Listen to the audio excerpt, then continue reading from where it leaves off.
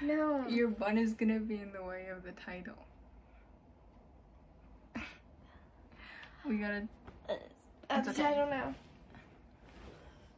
What's up, fam? My name is V, and this is my best friend Cassadey. And welcome back to another week of Friday Shenanigans. If this is your first time here... Was that me or you? You! Make sure you go subscribe and hit that bell button because we are posting very regularly. When I say very regularly, I mean like actually regularly. Every Monday there's a vlog, and every other Friday there's a Friday Shenanigans video because we are fun like that. And during quarantine, it's important to stay sane watching YouTube videos, which segues into today's video. This video is a serious video about... You're really bad at being serious. I know. You don't have to fake it. It's okay. She uses humor as a defense mechanism. Because today we are talking about... mental health awareness. Because it's May, which is Mental Health Awareness Month. So we decided to create a video. We both are people who struggle with our mental health. And so we thought we'd answer a few questions about it and help others understand mental health better. Basically, we're just gonna have a conversation about mental health, and you know, it's always really nice. It's always nice to have a conversation about mental health because, you know, we don't have enough of it, especially in, actually not especially in this day and age. In this day and age, we talk a lot about it, but still, we're getting better. We are getting better. You know, we've got some questions here and we're just gonna answer. We found these online, by the way, so it's not like anyone asked us these questions because we're not that cool yet. No one really responds to our Instagrams or anything like that. Why do we still do YouTube? I don't know. We're like, hey, those 3 people who watch our videos regularly, thanks, we love you. Anyway, question number 1. What is it like living with a mental disorder? So specifically, we're gonna... I mean, do we talk about it? Do we say it? It's up to you. Whatever. I mean, specifically, we were talking about, or we talked about like anxiety and depression. Those seem to be pretty, I hate to say common, but like more common than other mental. It is statistically the most common mental disorder. Yeah, and maybe a little more talked about. It's hard. I'm speaking for me, and as for me, it's hard. And those who don't understand mental illnesses make it even harder because they don't understand. They're not either taking the time to learn, or they don't believe in them, or whatever their excuses are. But it can make it very difficult to live a day-to-day life, especially like I have really high anxiety, and so people don't always understand why I get so anxious about certain things.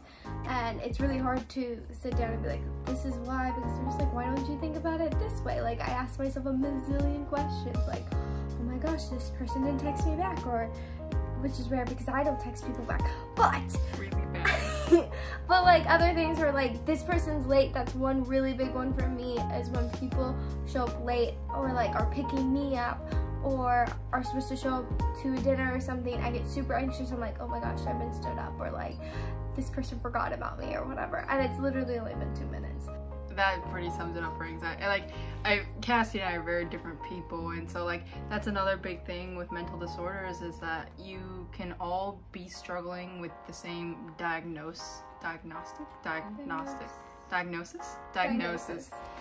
but you'll still experience English, guys. But yeah, no, people could have the same diagnosis, but it doesn't mean they'll actually struggle with the same things. Yes, textbook-wise, symptoms may be the same, but like, for example, PTSD. Not everyone has PTSD.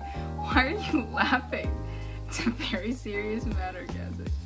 Disclaimer, we are not laughing because we think any of this is a joke. I am a psychology major. This is something that I find very important. We just have a really hard time. My coping mechanism is laughing. My therapist and I are working on it. Chandler Bing is our spirit animal when it comes to mental health. But yeah, for like with PTSD, you could have PTSD from different traumas, so you're gonna have different symptoms. A war veteran with PTSD will be different with someone who's abused. Yes, I didn't know if I wanted to go straight into that, but exactly, like that, if we're being real here, like that is the case. So like I think with anxiety, like I have a lot of friends with anxiety, like people who have all been clinically diagnosed, and every single one of them shows so many different symptoms of it that it's really hard to be like, hey, here is what you're supposed to do, and like this is what's gonna get you through it. Although sometimes like there is a vague guideline that can help you. I think that goes into the second question. So yes, what can people, friends / family / others, do to help with people with mental disorders? One thing B is kind of talking about is how like we all have different symptoms even if we're diagnosed with the same thing. So anxiety. So my anxiety symptoms are different than B's anxiety symptoms, or a couple of our other friends who have anxiety as well. So the best thing I think for you to do as a friend or as a family member, if you're trying to understand your friends or family members' anxiety, is just talk to them. Be like, hey, what are like triggers for your anxiety, or what are things that when you're in the middle of having like this episode of just so much anxiety, what works for you, what helps you? And sometimes they just want someone to sit there and they can talk to them and ramble and be like, just like complete vent, and that's all they need is someone just to sit there. Because some people don't want advice. Maybe other people do want that advice. They're gonna look for validation or actual like advice, like, hey, this is how you should handle the situation or whatever.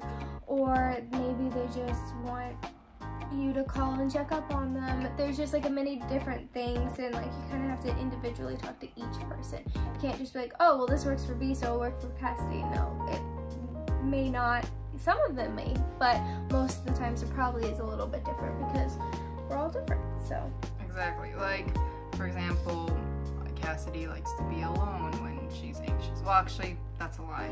She likes to have company, but she doesn't like to tell people she wants company when she has anxiety. For me, I feel suffocated when I'm around other people, and so like I physically have to go outside to feel like I'm not caged in. And so, which one may seem like a completely different thing from the other, and although we're feeling different things, it is rooted from the same thing of anxiety. And I feel like anxiety is a very, very broad term, and like it is like psychologically, general anxiety disorder is a very umbrella term for many, many other things people can struggle with. I think you have to be consciously aware of being willing to cater to each individual, and it may seem difficult, but if you don't do that, you can actually make the situation worse and only hurt yourself and the person that you're trying to help, because you're like, okay, why isn't this working? Why aren't you getting better? And that shouldn't be the goal of like immediate, like, hey, why aren't you okay? Because clearly there's an issue, that's why we're not okay. And if you ask us why we're not okay, then we're just gonna be more annoyed or escalate the situation. Okay, question number 3. How has living with a condition helped shape you to who you are today? I think for me, I like over time it has changed how it like the way symptoms have shown up in my life has changed. Where like I still am, but I was a very outgoing, very confident, didn't really like have issues growing up, like not at bragging point, but like I was really lucky and fortunate enough where like I didn't grow up with self-esteem issues or self-confidence issues. Like if anything, I was a little bit arrogant and big-headed growing up. And so to me, like the first signs of anxiety, I think, showed up in high school, sophomore year, junior year of high school, and it was so bizarre because I was like, what is this? Like, this is not what I experience. I don't experience social anxiety. That's not normal for me. And like over time, it constantly manifested as things happened in my life. Like for example, I hate lists. Making lists has been like the biggest thing I've despised my whole life.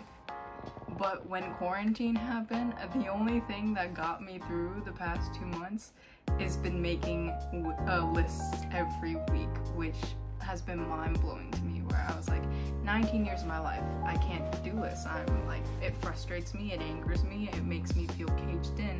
And now all of a sudden without a list, I feel like I'm not going anywhere. I feel unproductive. I feel like I'm all over the place, and then I get stressed out. And so I think ironically and inconveniently, but conveniently, it's made me a productive person. And it's definitely made me a lot more aware of others around me. Like, if I wasn't experiencing this, I'm sure I could still be a good friend to Cassadey and my friends, but it helps me understand them better, because I'm like, okay, like, I kind of understand now, because this is how I feel when I go through it, and now I see why it's so hard for other people when they're going through it. Yeah, like, it helps you understand people, especially when you know they have the same thing, though things are, again, different. It helps you kind of make friends better and, like, feel like, hey, I have anxiety too. And so you kind of, like, bond over it, which I feel like our generation, or, like, the younger generation, I don't even know what generation we are, whatever. The last two, millennial, Gen Y, or whatever. Gen Z. Yeah.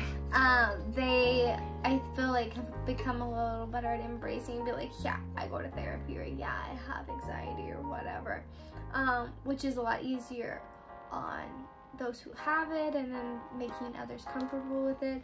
But I think one thing for me, I'm reminding myself of what the question actually is. It's okay. I think one thing for me is it's caused me to be able to give, like, in a sense, a benefit of the doubt to other individuals. Like, I struggle with anxiety, so maybe this person's freaking out because they also struggle with anxiety. Even though that situation may not give me anxiety, like, it kind of gives me to give them the benefit of the doubt. Maybe they're just, like, they're not actually, like, a bad person or crazy or whatever the case is. They're struggling with this. They're struggling with something going on. And I think it helps you see, like, a bigger picture, but also all the little things in it, not just, like, immediate judging, oh, that person's, like, breaking down, crying in the middle of the dining hall, like, and, you know, you think, oh, they're just, like, overly emotional or something, but it could be, like, they're having a panic attack, they're having, like, a really, like, they've been hiding their emotions for so long, and they're finally expressing it, and things like that. So I feel like it gives you, like, this better understanding of individuals, and just, like, looking out. Oh, that's what I was gonna say. Okay, really fast, kind of going on with originally number 2 about how helping friends and family, and, like, getting to know individuals and being like, hey, how can I help you, blah blah. But when B was talking about, sometimes it can be overwhelming, because that's like a lot of people to learn about. It can be, like, very difficult for yourself. Like, let's say you have 6 friends and they all struggle with anxiety. Like, don't freak out if, you know, you don't know what to do in a situation. It's okay, like, you're human too, and, like, don't put too much on you to where you think, oh, I don't have a mental, like, disorder, therefore I can handle all of this and handle all my friends' disorders. Like, that's not your role, and just being a good friend and knowing you don't have to take it all on yourself, because I know that can be draining, and you may have a mental disorder you don't know about, or you don't want to embrace, or whatever the case is. So that was kind of my thing, is, like, don't put so much on you forget about your own mental health, because that can cause disruption. And, like, a thing that you said that's important too is that you don't have to have a mental disorder to take care of your mental health. Yeah. Like, don't overwork yourself, not overly stressing over finals, not putting yourself in toxic situations. Those are all ways to take care of your mental health. There are so many ways to what am I trying to say? So many ways to help individuals without a mental disability. That's not what I was trying to say, but it did remind me. There's so many ways to... Wait, I forgot again. Oh, there's so many ways you can take care of your mental health without having a disorder.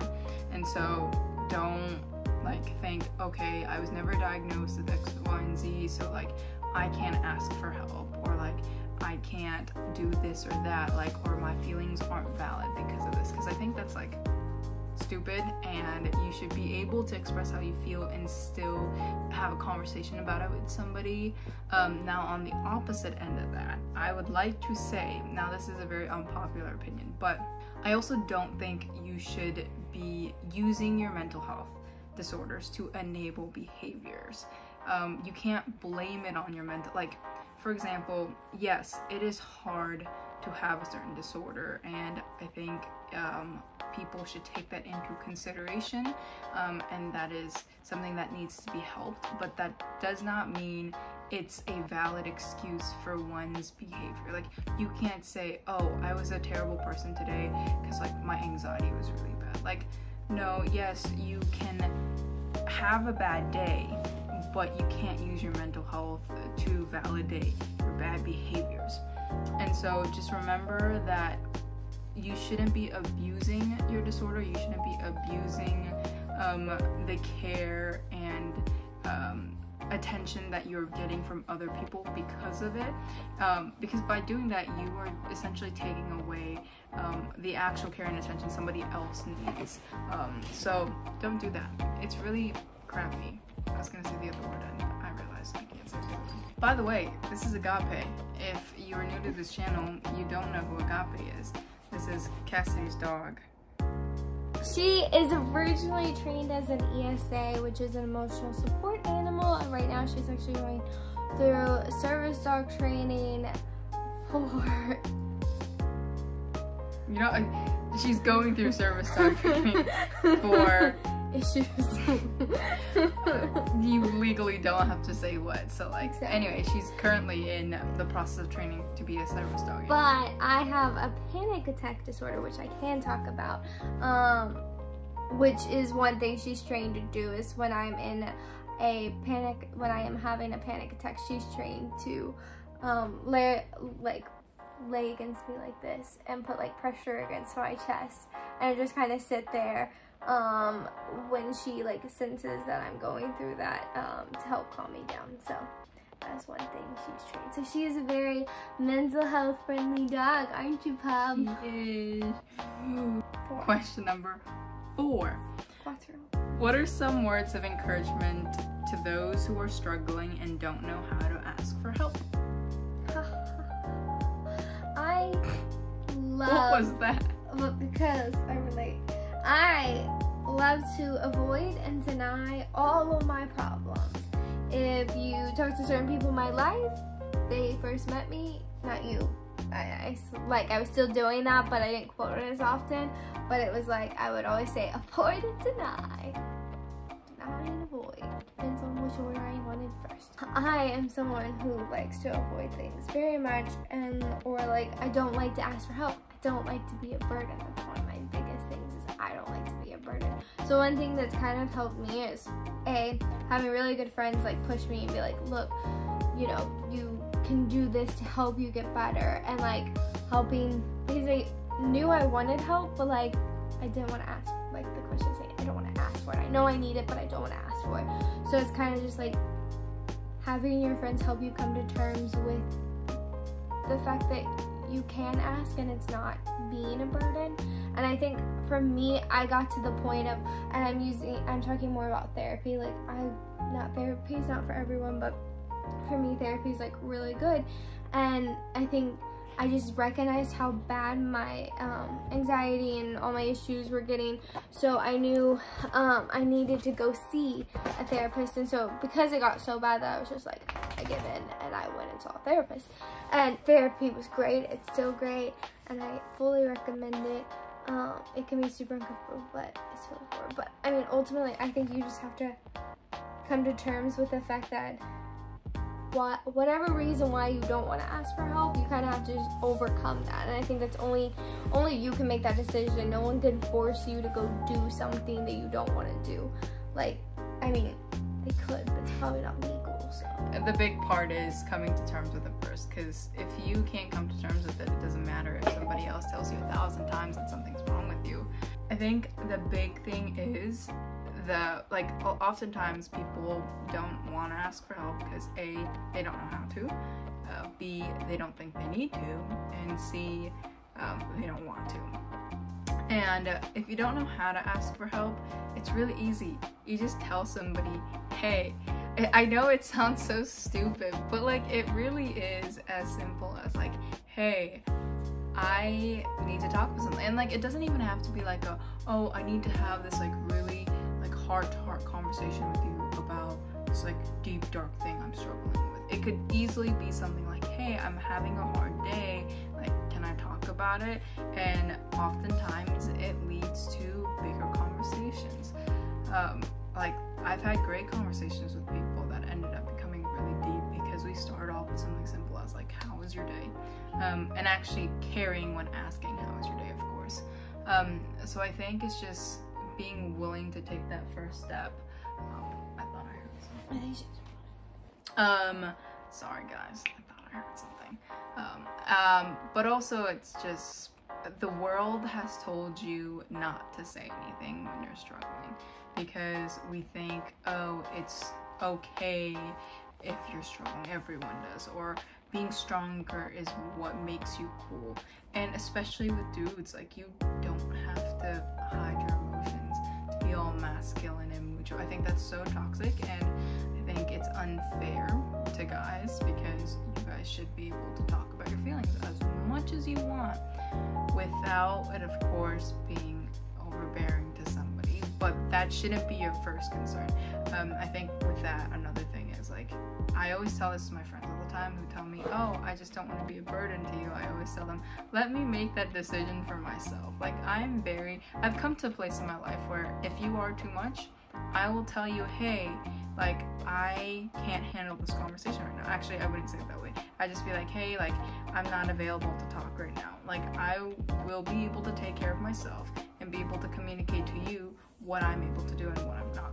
I think that's one thing you were kind of talking about, just like the fact that being that person who's listening to the individual or whatever, knowing your boundaries.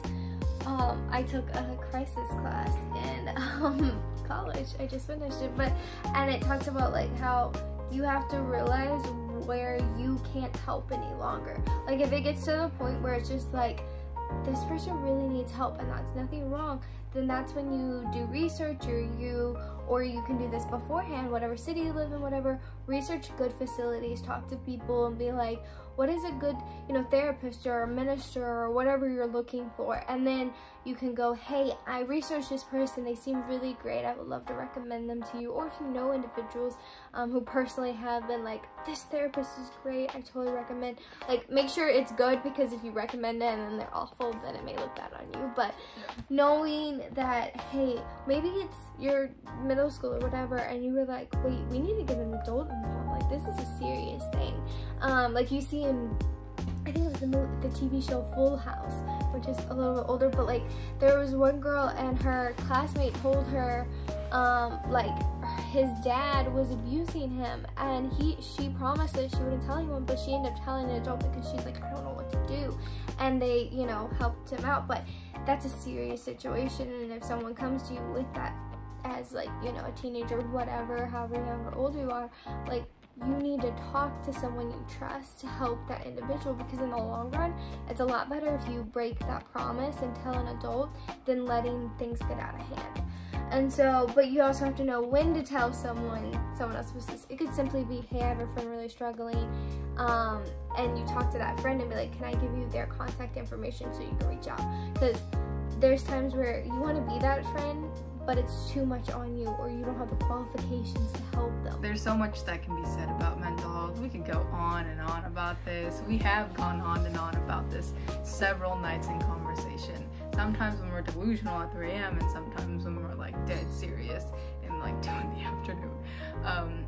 But we did want to just make this quick video because it is Mental Health Awareness Month, and although May is coming to an end, I think it's important to acknowledge it. By the way, just because it's not Mental Health Awareness Month doesn't mean you can't talk about mental health. Every day is Mental Health Day. It's just this month we're raising extra awareness about it. And like below, I will link great resources you can check out to find more information, and suicide hotline and all that stuff, in case if you're watching this and you need it, go click on that, because there are people. Or guys, add it in your contacts. I think I have it in my contacts right now. But so if you're talking to a friend, you don't have to go through Google or whatever. You can immediately get to it, and you can just be like, hey, this is that. So and the suicide prevention. I don't know if that's right, but yeah. So, and then there's a cool site where you can text home to this number and have like a texting service. So let's save it in your contacts, because you never know, you may need it, but also a friend may need it, and you need quick access. Which this is for the US, so if you're in a different country, the number could be different. It could be. Yes, because there's like different national hotlines and stuff. That is true. I unfortunately cannot link all of them because I am not aware of them. I can put in the US one. If you need the resource for it though, Google is a very helpful place to find it. It's important to have these conversations and you grow from them. I definitely have, and I mean, I love talking about mental health, but I'm a little biased because I'm a psychology major and it fascinates me. It's what I do all day, every day. Educate yourself, guys. Don't assume. Educate, and don't just read blogs, because that's only one person's perspective. So don't listen to ours and be like, okay, this is all about mental health. No, this is just our perspective. Well, thank you for watching I don't know how long this video will be, but thanks for watching however long this was, if you got this far. Make sure you like and subscribe if you like this video, and comment down below. Maybe we'll talk more about mental health in the future. We're always down for conversations like that. If you have questions or comments, you can Instagram us, you can tweet us, you can YouTube comment, whatever. Yes. We can get to you. If you want us to do another video like this, we could do a part 2, even if it's not in May. Exactly. And help you out. But yeah, we can always do a part 2. You just have to let us know that you guys are interested. But in the meantime, hit that bell button. Just make sure you stay notified for future videos. And until next time, bye!